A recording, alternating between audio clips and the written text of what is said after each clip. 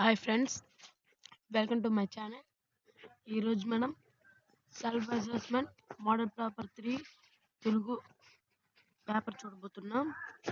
మీకు నచ్చితే లైక్ మరియు సబ్స్క్రైబ్ చేయండి. ఫ్రెండ్స్, మీరు నాకు సపోర్ట్ ఇస్తే నేను ఇలాంటి వీడియోలు చాలా చేస్తాను.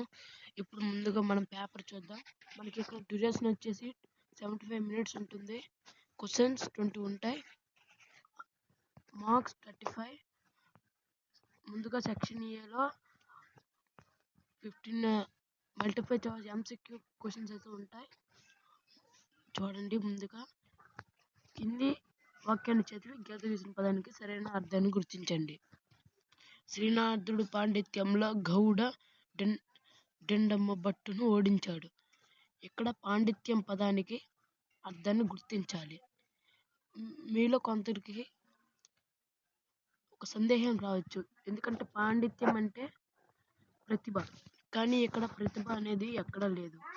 మనం అలాంటప్పుడు పండిత లక్షణం అనేది కూడా దానికి ఒక పర్యాయ పదంగా చర్చించుకోవచ్చు. తరువాత క్వశ్చన్ కింది వాక్యం గీత పదానికి పర్యాయ పదాలను గుర్తించండి. నింగి క్రింద మనం నివసిస్తున్నాము. నింగి అంటే గగనం. ముందుగా మనకు తెలిసిన పదం అయితే ఆకాశం. ఆకాశం అక్కడ ఉంది, ఆప్షన్ డి ఉంది. గగనం కూడా అవుతుంది, కాబట్టి ఆప్షన్ డి అవుతుంది. ఇలాంటివి మీరే కొద్దిగా చూసుకోండి. కింది వాక్యంలో గీత గీసిన పదానికి నానార్థాలు. రాజు క్రతువులు అంటే యజ్ఞం పని. మనం ఇవి టెక్స్ట్ బుక్ లో ఉంటాయి, చూసుకోవాలి. ఇంకొక సంధి విభజన, మీకు సంధి విభజన అనేది రావాలి. మహోత్సవములు అంటే గుణసంధి అవుతుంది ఇది, కాబట్టి ఆన్సర్ ఏ, మహా ప్లస్ ఉత్సవాలు. తరువాత మనుషులు బ్రతుకు తెరువు కోసం నానా పాటలు పడ్డారు. విగ్రహవాక్యాన్ని కూడా మీరు నేర్చుకోవాలి, ఇవి చాలా ఇంపార్టెంట్. చూడండి. బ్రతుకు కొరకు తెరువు. ఇక్కడ కొరకు అంటే ఏంటి? కొరకు ఏ యొక్క కొరకు అంటే ఇక్కడ కొరకు అనేది ఏ విభక్తి ప్రత్యయం అంటే చతుర్థి విభక్తి ప్రత్యయం, కాబట్టి మీరు ప్రత్యయం కూడా నేర్చుకోవాలి. ఇది తత్పురుష సమాసం కింద రావచ్చు.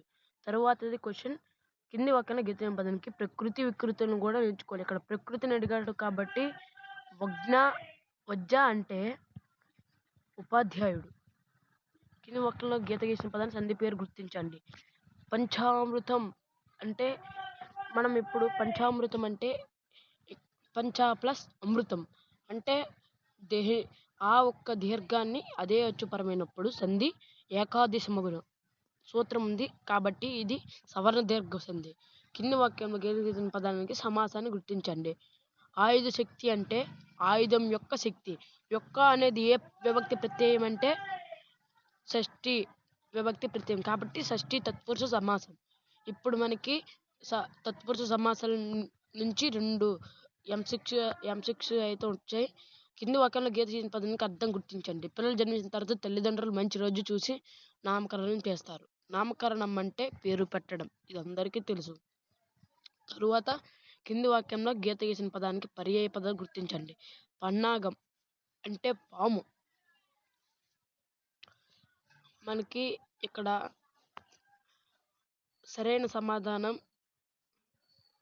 రవి. ప్రథమ పురుష సర్వనామకాన్ని గుర్తించండి. ఇక్కడ మనకి 3 రకాలైన పురుషాలు ఉంటాయి.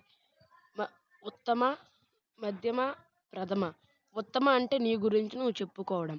మధ్యమ అంటే నీ ఎదుటి వారి గురించి చెప్పుకోవడం. ప్రథమ అంటే 3వ వ్యక్తి గురించి మాట్లాడుకోవడం. ఇక్కడ 3వ వ్యక్తి గురించి అంటే వారు అంటే అతడు.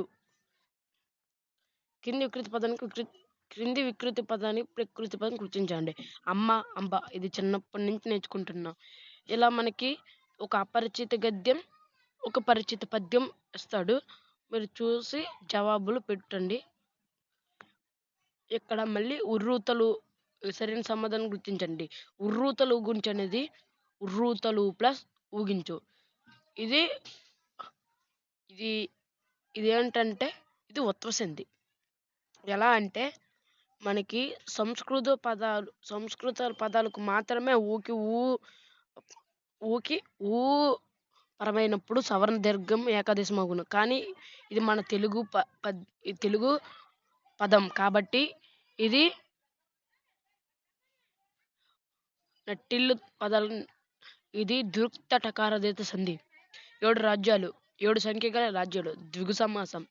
పూల తోట పూల యొక్క తోట యొక్క వచ్చింది కాబట్టి ఏ విభక్తి ప్రత్యయం యొక్క కూడా షష్ఠి తత్పురుష సమాసం కాబట్టి ఇది షష్ఠి తత్పురుష సమాసం. తరువాత అలంకారాలు. జాతరలో డప్పు చెప్పులు ఆకాశానికి తాకాయి.